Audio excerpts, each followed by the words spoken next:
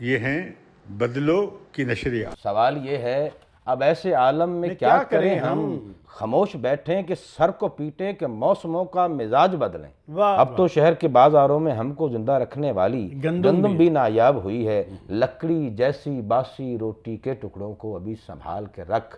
واہ واہ واہ، لکڑی جیسی باسی روٹی کے ٹکڑوں کو ابھی سنبھال کے رکھ، تیرے چہرے کی زردی یوں مننے پر بیان پڑے گی۔ واہ واہ واہ واہ۔ السلام علیکم، میں ہوں عائشہ ظفر، ایک دفعہ پھر آپ کے ساتھ بدلو چینل کے پروگرام کافی ہاؤس میں۔ آج ہمارے ساتھ مقصود خالق صاحب ایک ترقی پسند دانشور اور صاحب طرز شاعر ہیں۔ آج ہم ان سے ان کی شاعری سنیں گے اور اس کے علاوہ کچھ قصے کہانیاں بھی آپ کو سنائیں گے۔ جی مقصود صاحب، آپ کیا سنا رہے ہیں آج ہمیں؟ عائشہ بہت شکریہ۔ سب سے پہلے تو میں شکر گزار ہوں بدلو چینل کا کہ جنہوں نے مجھے یہاں مدعو کیا، میں ان کا انتہائی ممنون ہوں۔ علامہ صدیق اظہر صاحب کا، امتیاز عالم صاحب کا، آپ کا شکریہ کہ آپ نے مجھے سہل سمجھا کہ مجھے یہاں انوائٹ کیا۔ میں آپ کو اپنی کچھ نظمیں، ایک دو نظمیں پیش کرتا ہوں۔ جی ضرور جناب صدیق اظہر صاحب، ارشاد۔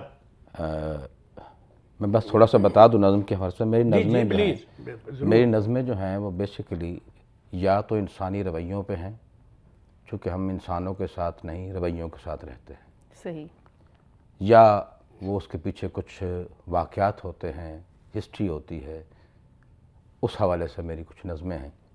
تو اسی حوالے سے اپنے اس ملک پاکستان کے پرسپیکٹو میں میں نے ایک نظم لکھی ہے تسلسل کے عنوان سے۔ نظم کا عنوان ہے تسلسل۔ وہ برسوں پہلے بسائی بستی عدو کے ہاتھوں بکھر رہی ہے۔ واہ واہ۔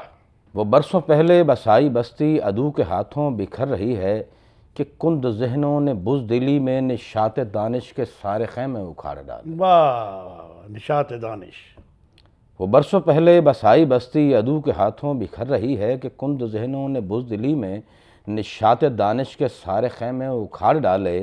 ہوس پرستی کی لو میں دیکھو وجود آدم نے فکر و فن کے سبھی شبستان پھر سے کوفہ بنا دیے۔ واہ واہ واہ واہ، سبھی شبستان پھر سے کوفہ بنا دیے ہیں۔ واہ، کیا ہوس تاریخی پرستی، پس منظر ہے۔ ہوس پرستی کی لو میں دیکھو وجود آدم نے فکر و فن کے سبھی شبستان پھر سے کوفہ بنا دیے ہیں۔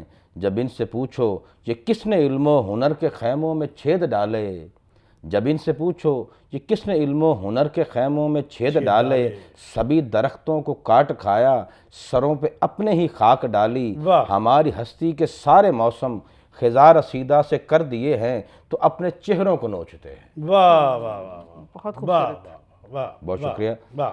جب ان سے پوچھو یہ کس نے علم و ہنر کے خیموں میں چھید ڈالے، سبھی درختوں کو کاٹ کھایا، سروں پہ اپنے ہی خاک ڈالی، ہماری ہستی کے سارے موسم خزاں رسیدہ سے کر دیے ہیں تو اپنے چہروں کو نوچتے ہیں۔ واہ واہ واہ سوال یہ ہے اب ایسے عالم میں کیا کریں ہم، واہ۔ سوال یہ ہے اب ایسے عالم میں کیا کریں ہم، خاموش بیٹھیں کہ سر کو پیٹیں کہ موسموں کا مزاج بدلیں۔ واہ واہ واہ۔ سوال یہ ہے اب ایسے عالم میں کیا کریں ہم، خاموش بیٹھیں کہ سر کو پیٹیں کہ موسموں کا مزاج بدلیں، کہ ابن آدم کے واہموں کو قدورتوں کو سنبھال رکھے تجوریوں میں کہ بے یقینی کے کوڑے دانوں میں پھینک ڈالیں۔ واہ واہ، کیا مصرے ہیں، کیا بہت مصرے ہیں، شکریہ، بہت شکریہ۔ کیا مصرے ہیں۔ سوال یہ ہے اب ایسے عالم میں کیا کریں ہم، خاموش بیٹھیں کہ سر کو پیٹیں کہ موسموں کا مزاج بدلیں، کہ ابن آدم کے واہموں کو قدورتوں کو سنبھال رکھیں تجوریوں میں کہ بے یقینی کے کوڑے دانوں میں پھینک ڈالیں۔ واہ واہ واہ۔ اور علامہ صاحب، مگر عزیزو جو ہم نے کرنا ہے سب خبر ہے، مگر عزیزو جو ہم نے کرنا ہے سب خبر ہے، قدم بڑھاؤ نئے سرے سے بکھرتی بستی کو پھر سے جوڑیں اور اپنی کوشش کو جاری رکھیں۔ بہت خوبصورت، بہت ہی بہترین، بہت شکریہ۔ بہت ہی امید ایک جو ہے وہ نظر آ رہی جو ہے یہ دیکھیں اس میں جو خوبصورتی ہے نظم میں وہ یہ ہے کہ ایک طرف تو یہ ایک ہماری جو ایک جو مسلم ہماری تاریخ کا ایک پس منظر ہے جس میں کوفہ ہے، جس میں خیمہ ہے اور خیمے کو کاٹنے والے لوگ ہیں، وہ لشکر یزید جو ہے وہ اس میں نظر آ رہا ہے، کربلا اس میں نظر آ رہی ہے، لیکن اس کے بعد جو اس میں ایک جو ہمت کا جو آخری جو بند ہے بالکل وہ سارے کا سارا جو ہے وہ اس ساری کی ساری جو ایک منظر، جو ایک پس منظر، جو ایک تاریخ پس منظر بیان کیا گیا ہے، بلکہ یہ ہے کہ جو آج کی صورتحال میں بھی بالکل جو منظر اس میں بیان کیا گیا ہے، بالکل اس کے بعد جو ہے وہ پھر ایک رستہ بھی دکھایا گیا ہے، ہاں اس میں ایک امید ہمیں نظر آتی ایک ہے،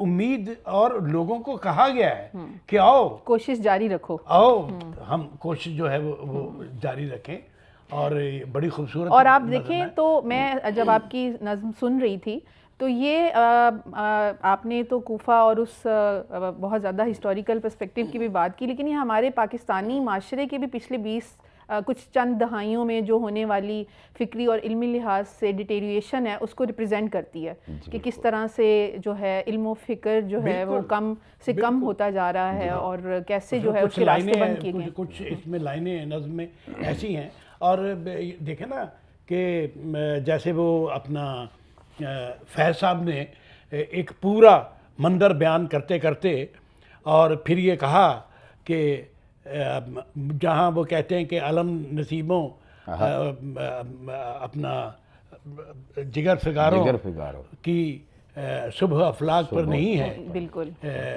جہاں پہ ہم تم کھڑے ہیں دونوں سحر کا روشن افق یہی ہے، یعنی یہیں سے زندگی جو ہے وہ، اور پھر وہ انہوں نے جو کہا کہ قتل گاہوں سے چن کر ہمارے علم اور نکلیں گے اس شاخ کے قافلے، تو یہ اس نظم کا جو اختتامیہ ہے وہ اسی طرف اشارہ کرتا ہے کہ صرف مایوسی نہیں، بلکہ مجھے یہاں غزل کا ایک شعر یاد آیا، ان کا ہمارے دوست تھے احمد فراز کا، کہ وہ ہے کہ اپنے حصے کی کوئی شمع جلاتے جاتے، اور اس طرح بے شمار۔ اچھا، شاعری میں یہی ہے، اس کا حسن جو ہے وہ ترقی پسند نظم کا حسن یہی ہے کہ وہ صرف المیہ بیان نہیں کرتی، وہ ساتھ اپنے ایک وہ اپنے ساتھ ایک حوصلہ بھی لے کے آتی ہے، اور لوگوں کو ایک امید پرستی، اور لوگوں کو جد و جہد کی طرف بھی جو ہے وہ راغب کرتی ہے۔ مقصود صاحب، آپ جو ترقی پسند تحریک ہے اس سے کیوں متاثر ہو؟ آپ نے کیوں ترقی پسند تحریک سے متعلق ہی یہ نظمیں اور شاعری شروع کی؟ میں اچھا ایسے ہے کہ 86 سے میں NSF کی پولیٹکس کر رہا ہوں، اسٹوڈنٹ یونین کی۔ میرا بیسک تعلق کوکارا ڈسٹرکٹ سے ہے، تو جب میں 86 میں لاہور آیا تو یہاں پہ بہت سارے ایسے دوست تھے جو کہ پیچھے ٹریننگ تھی ساری نیشنل اسٹوڈنٹ فیڈریشن کی۔ جب میں لاہور آیا تو پھر میں نے ایسے ہی دوست خریدنے شروع کیے، اور یہ جو شاعری کا حوالہ ہے یا ترقی پسند تحریک کا حوالہ ہے، یہ اسی رستے سے مجھے ملا۔ مجھے کچھ دوستوں نے یہ کہا، شعر میں آڑے ترچھے شعر کہتا تھا، تو انہوں نے کہا یار یہ ایک آرگنائزیشن ہے جس کی ایک پوری تاریخ ہے، تو آپ اس کو اسٹڈی کرو۔ پڑھنے لکھنے کا شوق تھا۔ آپ سیکرٹری، ڈپٹی سیکرٹری جنرل بھی تو میرا خیال 9 سال تک۔ ہاں، میں جوائنٹ سیکرٹری رہا ہوں جی، انجمن ترقی پسند مصنفین کا مرکزی جوائنٹ سیکرٹری رہا ہوں میں 9 سال تک۔ یہ 2019 میں جو الیکشن ہوئے تو وہ نہیں ہو پائے، دیٹس وہ ہوگی ڈیزالو ہوگی بالائی تنظیم۔ بہرحال میں نے وہاں سے شروع کیا۔ جب میں نے سجاد ظہیر صاحب کی کتاب روشنائی پڑھی، اس کے بعد ایک رفیق چودھری صاحب کی کتاب تھی میری دنیا، تو پھر میں پوری اس ترقی پسند تحریک کی پوری جو اس کا تناظر تھا جو 1936 میں ڈیولپ ہوئی، تو میں وہ پڑھتا چلا گیا۔ پھر میرا ایک رجحان بن گیا، کیونکہ میں فلسفہ پہلے پڑھ رہا تھا، میں نے ویل ڈورانٹ 88-89 میں پڑھا، ٹھیک ہے، تو وہ مارکسی حوالے سے میرا تھوڑا سا رجحان تھا، اس حوالے سے ساتھ ٹریننگ تھی NSF کی، تو میں پڑھتا چلا گیا ترقی پسند تحریک کو۔ پھر جو میری شعروں کا میں نے جو 86 سے پہلے یا 86 اور 90 کے درمیان جو شاعری کی، اس کو میں نے ڈس اون کر دیا۔ اچھا، وجہ یہ تھی کہ اس میں مجھے وہ چیز نظر نہیں آئی جو میری فکری اپج میں جس کو سمجھتا تھا کہ وہ فکری سطح پہ اوپر آئے۔ تو اس طرح سے کچھ دوست تھے جنہوں نے مجھے اس میں، طارق کامران ہیں، خالد جاوید ہیں، جو میرے بنیادی دوستوں میں سے ہیں، جو میرے چائلڈ ہوڈ فرینڈ ہیں، جنہوں نے مجھے اس طرف راغب کیا. اس کے علاوہ سید احتشام اکبر ہیں, ٹھیک ہے, انہوں نے مجھے اس طرف راغب کیا, اس پوری موومنٹ کی طرف, NSF اور ساتھ ترقی پسند پرسپیکٹو میں. اس کے بعد جب لاہور آیا تو پھر عابد حسین عابد صاحب ہمارے جو تھے, ان سے ملاقات ہوئی, ڈاکٹر سعادت سعید صاحب سے ملاقات ہوئی, سب بڑے اکابرین, CR اسلم صاحب سے ملاقات ہوئی, منٹو صاحب سے ملاقات ہوئی. تو ان سے ہمیں ایک حوصلہ, اور یہ سارا امیر اختر صاحب سے ملاقات ہوئی, رہنمائی ملی, صفدر میر صاحب سے بڑی ملاقاتیں رہیں. تو جب ہم نے اس کو ریوائز کیا 1998 میں 97 میں, تو عابد صاحب کو ہم نے اپنا سرخیل بنا کے آگے لگایا اور پیچھے ہم چلتے گئے. تو میں متاثر ہوا کہ یہ وہ شاعری ہے, یہ وہ لٹریچر ہے جو زندگی کی طرف انسان کو کھینچ کے لے جاتا ہے. آپ ایک مردہ شخص کو جو ڈیتھ بیڈ پہ ہے, اس کو اگر آپ کسی ترقی پسند فکشن رائٹر کی کہانی سنا دیں, ٹھیک ہے, تو وہ میرے خیال میں وہ واپس آنا شروع ہو جائے گا. یہ ایسے ہے جیسے آپ اگر ہنزا جائیں تو ایک کریم آباد ایک سٹاپ ہے کہ وہاں پھول اتنے خوبصورت اور اتنی انواع کے پھول ہیں, جب آپ ان کو دیکھتے ہیں پورے منظر کو, تو ایک بیمار آدمی تندرستی کی طرف آ جاتا, لوٹ آتا ہے. تو ترقی پسند جو فکر ہے وہ بھی اسی طرح ہی ہے کہ وہ میں نے جب زندگی کی طرف دوڑنا شروع کیا, ٹھیک, میں بھی ظاہر مایوس انسان ہوں, میں بھی مایوس ہو سکتا ہوں. تو میں نے جب, مجھے سب سے زیادہ خوبصورت جو ہمت والی بات لگی, جو اس کے اندر امید اور رجائیت کا کانسیپٹ ہے, کہ یہ بیسیکلی یہ زندگی کے ساتھ جوڑ دیتی ہے لٹریچر. رجائیت جو ہے, یہ رجائیت جو ہے, یہ ایک میری ایک نظم بھی ہے اس پہ, میری اس پہ ایک نظم ہے, اگر آپ وہ ہمیں سنائیں تو. یاس, امید اور خواب, یہ نظم کا ٹائٹل ہے. وہ چھوٹی سی نظم ہے, وہ میں آپ کو پیش کرتا ہوں. ہاں, منّے کی ماں, نظم کا عنوان ہے یاس, امید اور خواب. واہ. منّے کی ماں, میرے خواب تو ان آنکھوں سے پانی بن کر بہہ نکلے ہیں. واہ. منّے کی ماں, میرے خواب تو ان آنکھوں سے پانی بن کر بہہ نکلے ہیں, تم کچھ خواب بچا کر رکھنا. واہ. منّے کی ماں, میرے خواب تو ان آنکھوں سے پانی بن کر بہہ نکلے ہیں, تم کچھ خواب بچا کر رکھنا. کل بھی باسی روٹی کھاتے, ایک پیالہ پانی پیتے, خواب ہمارے کام آئیں گے. واہ. کل بھی باسی روٹی کھاتے, ایک پیالہ پانی پیتے, خواب ہمارے کام آئیں گے. جانتا ہوں میں اچھے وقت کی آس لگائے, سونے جیسا روپ تمہارا زردی میں تبدیل ہوا ہے. واہ واہ, بہت ہی خوبصورت. جانتا ہوں میں اچھے وقت کی آس لگائے, سونے جیسا, اب یہ وہ امید ہے. جانتا ہوں میں اچھے وقت کی آس لگائے, سونے جیسا روپ تمہارا زردی میں تبدیل ہوا ہے. اب تو شہر کے بازاروں میں ہم کو زندہ رکھنے والی گندم بھی نایاب ہوئی ہے. واہ. اب تو شہر کے بازاروں میں ہم کو زندہ رکھنے والی گندم بھی نایاب ہوئی ہے. لکڑی جیسی باسی روٹی کے ٹکڑوں کو ابھی سنبھال کے رکھ. واہ واہ. لکڑی جیسی باسی روٹی کے ٹکڑوں کو ابھی سنبھال کے رکھ. تیرے چہرے کی زردی یوں مننے پر بیان پڑے گی. واہ واہ واہ واہ. لکڑی جیسی باسی روٹی کے ٹکڑوں کو ابھی سنبھال کے رکھ. تیرے چہرے کی زردی یوں مننے پر بیان پڑے گی. ابھی ہمارے حاکم بھوک سے واقف کب ہیں, بھوک نگل کے سونے والے جاگے کب ہیں. واہ واہ واہ واہ واہ. تو اصل میں یہ وہ ہے کہ میں اس کو امید دلا رہا ہوں اپنی نظم میں, ٹھیک ہے, کہ وہ جو باسی روٹی کے ٹکڑے ہیں نا, ان کو سنبھال کے رکھ, وہ بھی کام آئیں گے. وہ بھی کام ایسا آئیں گے. یہ جو ادیب اور یہ شاعر اور خاص طور پر یہ جو لوگ فنکار لوگ ہیں, یہ اپنی زندگی میں بھی اپنی زندگی کے ان کے واقعات جو ہیں وہ بھی ایسے خوبصورت ہوتے ہیں, اور لفظوں کا چناؤ ایسا ہوتا ہے. مجھے یاد ہے کہ یہ کوئی بات ہے ذوالفقار علی بھٹو کے عہد کی, کہ استاد امانت علی خان اور منیر نیازی ہمارے بہت بڑے شاعر, ان میں بڑی دوستی تھی. تو ایک دن کیا ہوا کہ کہیں نہاتے ہوئے امانت علی خان گر گئے اور ان کے پاؤں میں چوٹ لگ گئی. تو اگلے دن انہوں نے ہاکی ایک پکڑی ہوئی, اور ہاکی کا سہارا لیتے ہوئے وہ چلتے ہوئے آ رہے ہیں. یہ جہاں پاک ٹی ہاؤس ہے, اس کے کارنر پر ایک دکان ہے بشیر سنز, کپڑے کی دکان. تو اس کے باہر شام کے وقت ایک محفل لگتی تھی. وہ محفل ایک مے خانہ تھا. تمام لوگ جو ہے وہ اپنی اپنی مے لے کے وہاں پر لوگ بیٹھ جاتے تھے, وہ ایک اچھا دور تھا، اور سڑک پر بیٹھ کے ہی لوگ اپنا ناو نوش جو ہے وہ اپنا کر لیا کرتے تھے. اور استاد امانت علی خان اور منیر نیازی دونوں اس حوالے سے بڑے مطلب بڑے یہ کہ شوقین مزاج بڑے مشہور لوگ تھے. تو استاد امانت علی چلے آ رہے ہیں یوں آہستہ آہستہ ہاتھ میں تو مجھے دیکھ کے منیر نیازی کہنے لگے علامہ.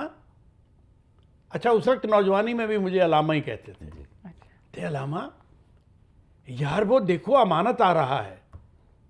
دنیا میں کون سا ایسا موسیقار ہوگا اور جس کے پاؤں میں بھی درد ہو اور جس کے گلے میں بھی درد ہو. ہے کیا بات ہے سر، کیا بات، کیا کہنے، ایسی باتیں.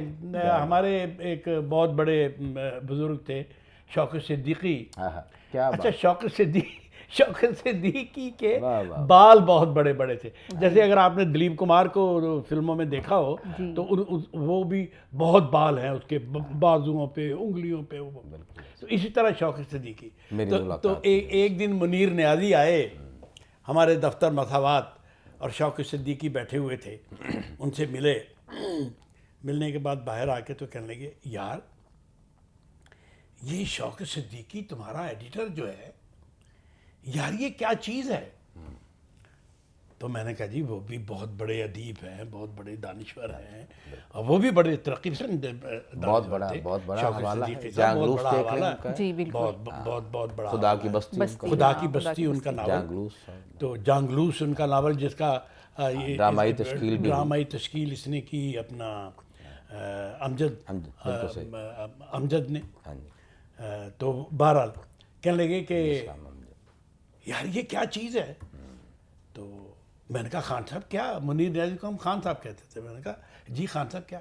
کہنے لگے یار اس کے کانوں پہ بھی بال، اس کی آنکھوں میں بھی بال، اس کی گردن میں بھی. اور یار یہ آل وول شوق صدیقی. ہم تمام لوگ وہاں جو بیٹھے ہوئے تھے ہمارا ہنسد کے جو ہے وہ برا حال ہو گیا. ایسی باتیں. تو اس میں بیشتر اور بے پناہ قصے ہیں، آپ کو اس میں سناتے رہا کریں گے. میرا خیال کہ ایک نظم اور سنی جائے. بس ایک چھوٹی سی واقعے کے ساتھ شوق صدیقی صاحب کا آپ نے ذکر کیا، تو میں جب 1998 میں کراچی گیا، پروگریسو رائٹرز کا ریوائول ہو رہا تھا. ہم لوگ کوشش کر رہے تھے، میں تھا، سید عظیم تھا، ہمارے آصف شیخ مرحوم تھے. اس کے بعد پھر ہم عابد صاحب کو آگے لے کے آئے. ہم نے عابد صاحب کو باقاعدہ ڈھونڈا. اچھا تب میری ملاقات ہوئی شوق صدیقی صاحب سے. میرے پاس ابھی ان کے خطوط بھی ایک دو پڑے ہوئے ہیں جو انہوں نے مجھے لکھے کہ یار تم لوگ بڑی جرت کا کام کر رہے تو ذرا سٹارٹ کرو. اس سے پہلے میں صفدر میر صاحب سے مل کے گیا تھا. اچھا. تو میں جب کراچی پہنچا 3-4 دن بعد مجھے اطلاع ملی کہ صفدر میر صاحب کا انتقال ہو گیا. تو وہ بھی بڑی ایک سوگ والی خبر، بڑی کمال چیز. زینوں کے نام سے وہ لکھتے تھے. زینوں کے نام سے وہ لکھتے تھے. بڑا نام تھے وہ بھی. اور شوق صدیقی صاحب سے جیسے علامہ صاحب فرما رہے ہیں، میری ملاقات ایک ہی ہوئی وہاں پی ایم اے ہاؤس میں نا، پاکستان میڈیکل ایسوسی ایشن کا ایک ہال ہے جہاں پہ وہ پروگریسو رائٹرز کی وہاں سیشنز ہوتے تھے. میرا خیال اب بھی وہیں ہوتے ہیں. تو انہوں نے بڑی ہمت بندھائی میری نا کہ یار تم نوجوانوں کرو، کھینچ کے رکھو کام، ٹھیک ہے. تو اسی سلسلے کی یہ کڑی ہے، ٹھیک ہے. یہ ایک نظم میں آپ کو پیش کرتا ہوں اسی حوالے سے. علامہ صاحب جو شیڈز اور جو آپ جس طرح کہانی کہتے ہیں نا، کہانی بنی، اسی طرح یہ ایک کہانی ہے لارنس گارڈن کی. اچھا. آپ کو اس پوری نظم میں میں کوشش کروں گا، یا میں نے کوشش کی ہے، اب یہ آڈینس بتائیں گے یا ہمارے دیکھنے والے بتائیں گے کہ میں اس میں پورا کر پایا ہوں یا نہیں کر پایا. لارنس گارڈن کا ویسے بھی حوالہ ہمارے ادب میں جو ہے وہ کافی ملتا ہے اور کافی مشہور ہے. اب میں نے اس کو کس طرح سے کنسیو کیا ہے اور کس طرح سے میں نے اس کو الیبوریٹ کیا اپنے مصروں میں، لائنوں میں. تو یہ نثری نظم ہے لارنس گارڈن کے نام سے. عنوان اس کا لارنس گارڈن ہے. دھند میں لپٹی ہوئی رات، سڑکیں اور سرد خاموش راستے. واہ. دھند میں لپٹی ہوئی رات، سڑکیں اور سرد خاموش راستے، جھاڑیوں میں چھپے تجریدی آرٹ کے بہرو پیے. واہ واہ واہ. جھاڑیوں میں چھپے تجریدی آرٹ کے بہرو پیے، فطرت کے منطقوں سے الجھتے ہیں. واہ. مدھم سی دودھیا چاندنی میں अचानक नमूदार होते हैं फिर खो जाते हैं। वाह। धुंध में लिपटी हुई रात, सड़कें और सर्द खामोश रास्ते, झाड़ियों में छुपे तजरीदी आर्ट के बहरूपिये फितरत के मंतकों से उलझते हैं, मध्यम सी दूधिया चांदनी में अचानक नमूदार होते हैं वाह फिर खो जाते हैं। वाह तुर्त मुराद की रसोई से उठता हुआ मदहोश करता धुआं। वाह। तुर्त मुराद। तुर्त मुराद। वहाँ एक मज़ार है लास्ट गार्डन के अंदर, उनका नाम तुर्त मुराद। तुर्त मुराद। तुर्त मुराद। तुर्त मुराद की रसोई से उठता हुआ मदहोश करता धुआं, थिएटर की स्टेज पर चौकड़ी मारकर गुंग बैठे हीर रांझा लैला मजनू, वाह सस्सी पुन्नू के किरदार, वाह अपने अपने हदायतकारों के मुंतजिर, गूंगा बहरा हजूम। वाह। तुर्त मुराद की रसोई से उठता हुआ मदहोश करता धुआं, थिएटर की स्टेज पर चौकड़ी मारकर गुंग बैठे हीर रांझा लैला मजनू, सस्सी पुन्नू के किरदार, अपने अपने हदायतकारों के मुंतजिर, गूंगा बहरा हजूम। 14वीं पीढ़ी को सहारा देते, सरगोशियां करते हुए बूढ़े पेड़, हमारे अजदाद की दम तोड़ती मिथ के सुल्तानी गवाह, सर के बल ज़मीन में धंसते चले जा रहे हैं। वाह वाह वाह। बहुत खूबसूरत। वाह वाह। अच्छा, इसमें आपने ये मिथ तुर्त का जो मुराद लफ्ज़ है जो है अपना ओपन एयर थिएटर। जी। ओपन एयर थिएटर अगर हम इस तरफ से जाएं तो बाईं तरफ जो है वो तुर्त मुराद का वो है, वो मज़ार है। और ये जो है अपना ओपन एयर थिएटर ये पहाड़ी के ऊपर है और ऊपर जाके फिर ये नीचे बनाया गया है और यहाँ पर ड्रामे होते हैं। जी बिल्कुल। तो ये सारे किरदार जो है ये उस ड्रामों में हिस्सा लेने के लिए ये बाहर तैयार बैठे हैं और गुंग पब्लिक। अच्छा, अब ये जो किरदार हैं यहाँ पर ये सारे का सारा सिंबॉलिक है। हाँ, बिल्कुल ऐसे। ये सारे सिंबॉलिक किरदार बिल्कुल हैं ऐसे ही, बिल्कुल कि ये ऐसे। किस तरह स्टेज पे आते हैं और स्टेज पे आने के बाद चले जाते हैं और लोग जो हैं वो गुंग बैठे हैं कि उन्होंने इन किरदारों को देखना है। और देखने के बाद मैं समझता हूँ कि ये बड़ा अच्छा आज का आपका प्रोग्राम। और इसमें आपने इंटरेस्टिंगली एक वर्ड मिथ का भी यूज़ किया, जो कि आपने उर्दू में इंग्लिश जो है मेरा ख्याल डाली, जो आजकल तो वैसे हमें नज़र आती है। जो हमारी लेटेस्ट राइटिंग है उसमें उर्दू में हम कोड स्विचिंग का देखते हैं एलिमेंट, लेकिन ये इसमें बहुत सही तौर पे जो है वो फिट इन। हाँ, असल में होता ये है कि जब आप कोई भी किसी दूसरी ज़ुबान का लफ्ज़ उर्दू में या पंजाबी में या पंजाबी का लफ्ज़ उर्दू में या इंग्लिश का लफ्ज़ उर्दू में आप उसको इस्तेमाल करते हैं तो आपके मिसरे की क्राफ्ट ऐसी होनी चाहिए, आपकी बुनत ऐसी होनी चाहिए कि जिसमें वो लफ्ज़ जो है वो खप जाए, उसकी खूबसूरती बहाल रहे, उसका जमालियाती तासुर बहाल रहे, उसका सौती तासुर बहाल रहे। बिल्कुल। तो फिर वो खूबसूरत लगता है, अदरवाइज वो खूबसूरत नहीं लगता। जी बिल्कुल ऐसा ही है। ठीक है। और बाकी ये पूरी सोसाइटी का अलमिया है जो मैंने इसमें बयान किया है। ठीक है, बहुत सारे ऐसे करैक्टर्स हैं जो अपने अपने किरदारों के लिए मुंतज़िर बैठे हुए हैं। ठीक है, बहुत सारे ऐसे हदायतकार हैं जो उनको करने के लिए हदायतकारी या उनको डायरेक्शन देने के लिए बैठे हैं, लेकिन कोई ऐसा रहनुमा नहीं है जो उनको डायरेक्शन दे कि यार आपने इस तरह करैक्टर को प्ले करना है। सही। तो ये पूरे मंजरनामे पे मौजूदा समाजी मंजरनामे पे लिखी गई बेसिकली एक नज़्म है, अलामती अंदाज में, जैसे अलामा साहब ने फरमाया। जी मकसूद खालिक साहब, आपका बहुत शुक्रिया। आपने इतनी दिलचस्प और इतनी मज़ेदार जो है वो हमें अपनी शायरी सुनवाई और यकीनन हम उसको रिलेट कर सकते हैं माशरे के साथ और वो माशरे की अक्कासी करती है। नाजरीन, उम्मीद है आपको आज का प्रोग्राम पसंद आएगा। अगले हफ्ते आपके साथ फिर हाजिर होंगे। बदलो चैनल को सब्सक्राइब करना मत भूलिए और अपना फीडबैक हमें देते रहिए। शुक्रिया। ये हैं बदलो की नशरियात।